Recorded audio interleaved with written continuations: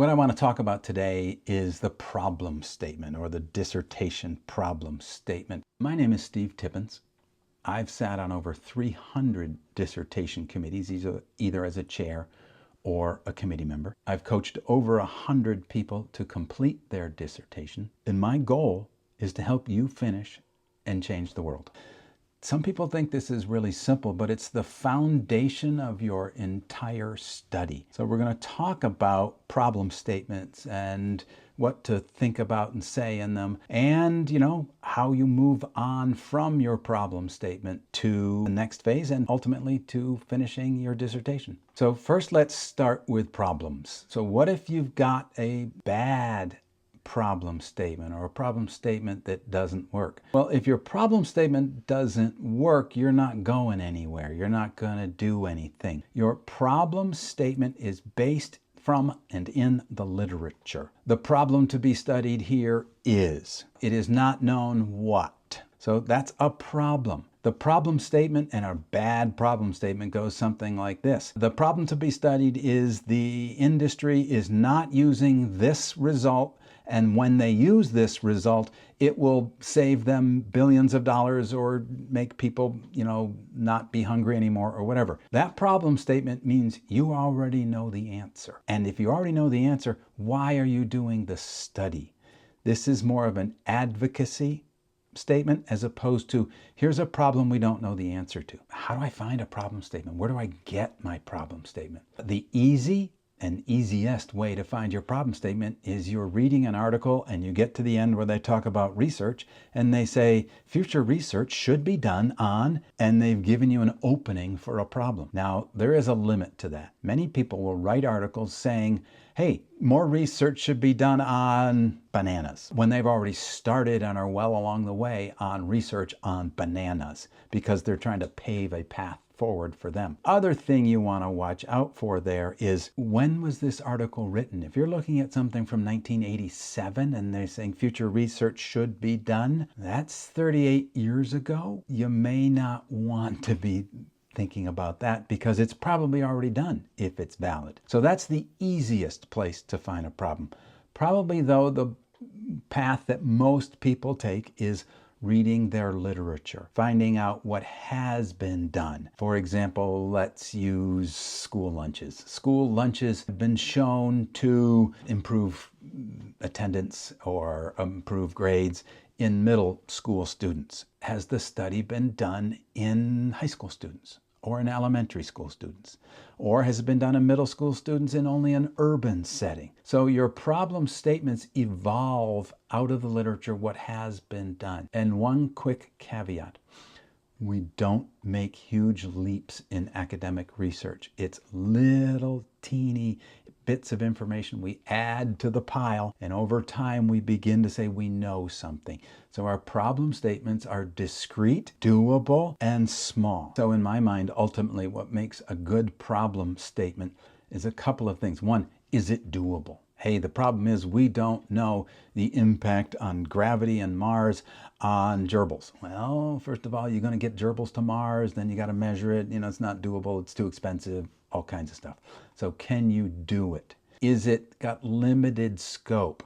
Oh, the problem is we don't know the impact of certain diets in 12-year-olds and on their performance on the, SAT, which is going to be 5 years later. Are you going to be able to follow those people for 5 years? Or in other studies, hey, we don't know the impact of diet in 20-year-olds on their mortality. Are you going to be able to go 80 plus years collecting this data? That might be an interesting study, but is it doable for a dissertation? Do you really want to pay tuition for 80 years? You also, not only must your problem statement be doable, but it's got to be related to your field. It's got to be supported by theory. You've got to be a result that people want to know. Now, here's a problem statement or type of problem statement I hear people proposing frequently. They say, research has not been done on. The fact that research has not been done doesn't mean it's a valid problem statement. Perhaps research hasn't been done because it's a question nobody wants to answer, or it's too big a leap.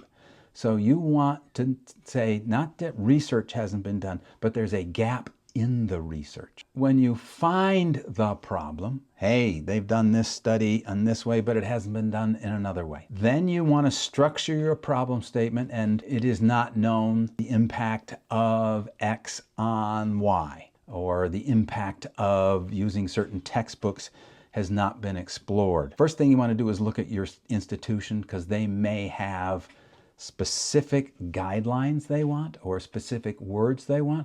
But basically the problem is we don't know something. That's the problem.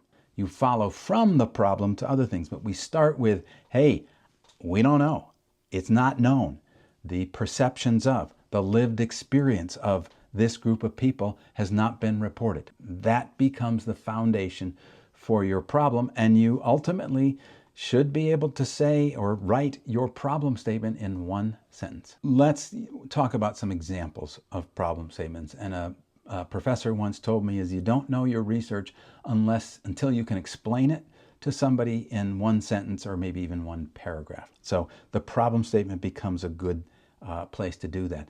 Let's talk about a quantitative problem statement. The impact of diet or the impact of any variable, whether it be temperature, the impact of moon flares on stock prices. So we've got a dependent variable, stock prices, and moon flares, independent variable. So we're trying to explore the impact of A on B, or it can be more complicated than that, but let's keep it simple.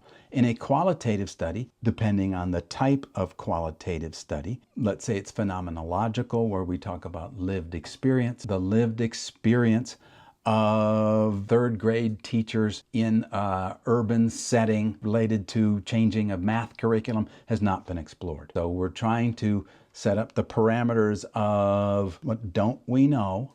Hey, we don't know what third grade teachers who've changed their math curriculum, what they think about it, what they went through to do that. Those are examples of basic problem statements. And if you want to do a quantitative problem statement, we start with the impact of, or one thing you never want to do in a problem statement is ask it in a yes or no format. Is the price of milk correlated with weight gain in infants? Well, then your answer is yes or no.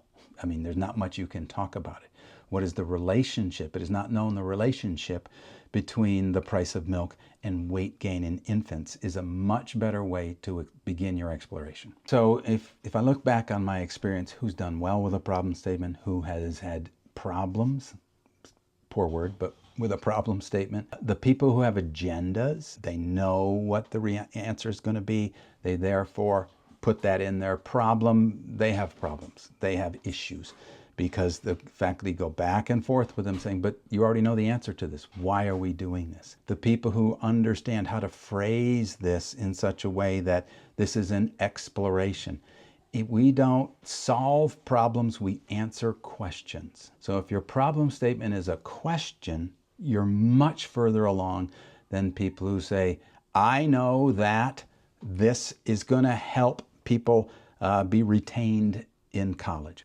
That's not a problem statement. That's a solution you already have. In some schools, you're asked to come up with a general problem and then ultimately a specific problem. Now, ultimately, you can do both of these within usually a paragraph. Let's work with education. The general problem is that we don't know what impacts teacher retention. The specific problem might then go down much more narrowly. We don't know what factors significantly impact teachers in rural settings, decisions to stay teaching. That would be kind of a quantitative approach.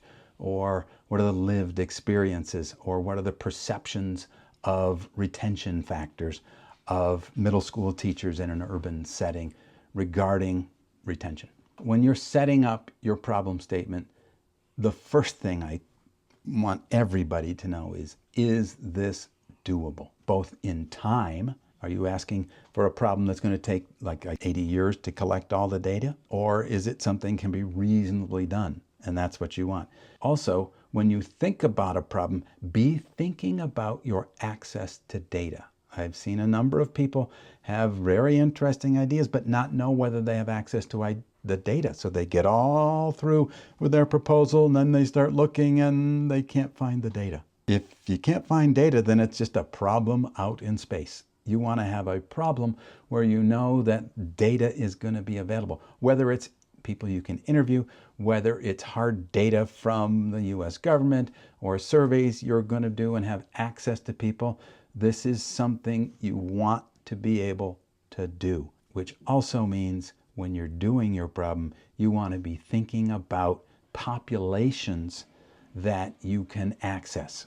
If you think, hey, I want to interview 3-year-olds about what they think about a certain thing, you're looking at a protected population. Means you need a lot more approvals because IRBs want to make sure that individuals that are involved in studies aren't impacted, and we can't tell with 3-year-olds, so we have to get parental permission. Becomes a lot more involved. It's difficult getting permissions in the military. You want to make sure that pregnant women, we already mentioned minors, prisoners, things like that are in protected classes and may be difficult to get the answer or data that you're looking for. Keep that in mind when working on your problem statement. So when you think about a problem statement, always remember it's the foundation of your study. It's where it all comes from. Take your time to establish a problem statement that you know is doable and that you can get data on, and that it is doable, but it's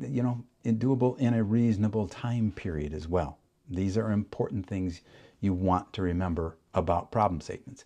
But if you construct your problem statement well, it gives you a great leaping off point to start and finish your dissertation. So once you have come up with a problem statement, you're going to need research questions. And in between the problem statement and the research questions, you're going to need a purpose. And quite simply, your purpose is to answer your problem statement.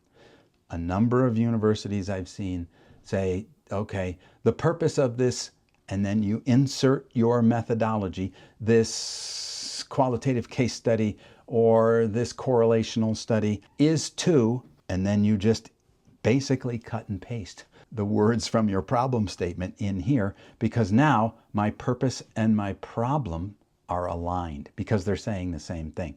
From there, I come up with research questions. It's a quantitative study.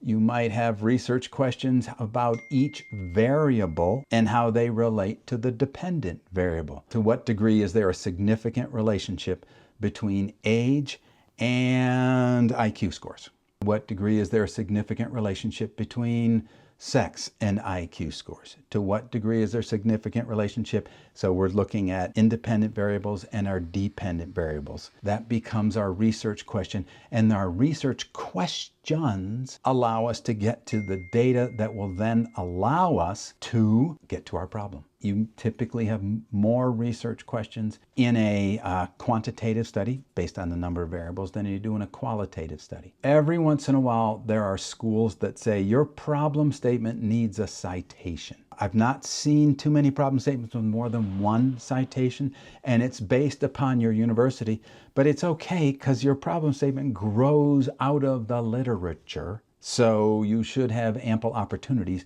to find literature that you can cite in your problem statement. The tense of the problem statement, it's pretty much a statement. It's not a what will we find? It's not what did we find? It's the problem is we do not know. What is the relationship between? It's not what was the relationship, typically, unless you're doing some sort of historical analysis. In your proposal, and this is almost always true, I recently found a school where it's not true, you write your proposal in the future tense because I don't know what the results are. So when you're just writing your proposal, you don't say this study will, this study may. And then once you have done your study, then you go back and put everything in the past tense. The location of the problem statement, whether it is in Chapter 1, which is typically the introduction, Chapter 2, which is your literature review, or even in Chapter 3, which is your methodology, more often than not within your first chapter, telling the reader up front what you're going to be doing. I have seen a few schools that you talk about it, but you don't explicitly put it in until Chapter 2 or even Chapter 3. So ultimately, you want to check with your institution, and if they have a template, or worst case, if they don't, with your supervisor, chair, where do you want the problem statement? When I have seen problem statements rejected, it can come down to a number of reasons. One, it's not in alignment. That means my problem says one thing, my purpose goes in a different direction or uses different words, and my research questions may even go in another direction. So you haven't really aligned, narrowed everything down so that they all go in the same direction. That can be an issue. I've also seen some committees reject problems because they're too big, going to take too long. What is the impact of glacier movements on temperatures? Well, glaciers, we say things move at a glacial pace, meaning it's slow. Your committees might be saying, I'll be dead by the time you've collected all this data, so let's do this in a reasonable time period. Those are the two biggest reasons. And I want to go back to talking about alignment, a really simple tool for checking your alignment, taking your problem statement, the one sentence, and either cutting it out with scissors or cutting and pasting, put it on a page, whether it's an actual physical page or it's a screen in your computer. Below that, paste your problem statement. Below that, paste your research question, and then read them. It can be easy to start using different words when they're separated by 2, 3, 4, 5 pages, but when on the same page, you can start to see if they're aligned. And before I go further, I want to talk about this alignment and what I call the 8th grade English issue. If you remember in English somewhere, and I'm just picking on 8th grade, where you had an English teacher who said, Steve, this is okay, but, let's make it interesting. Use different words to say this. Don't. You don't want to use different words, because every time you use different words, it can bring up possibly different meanings. And then your committee can say, well, this means something different to me, and that means something different. Let's get it more in alignment. So ultimately, be boring. Say it the same way every single time. Once you get alignment, then you don't have to worry. Your problem statement is the foundation. Spend some time making sure you have support for your problem statement. Everything from there moves forward better. It's like building a house. If your foundation isn't solid, the house is not going to get built or is going to fall. If your foundation is solid, if you've got a good problem statement, then you're going to be moving forward and be able to complete a dissertation. And if you're looking for support in your dissertation process, we have a free dissertation group which has live master classes. You can get questions answered, you get group support, and it's always good because this is a really long and lonely journey, and we're out here to help.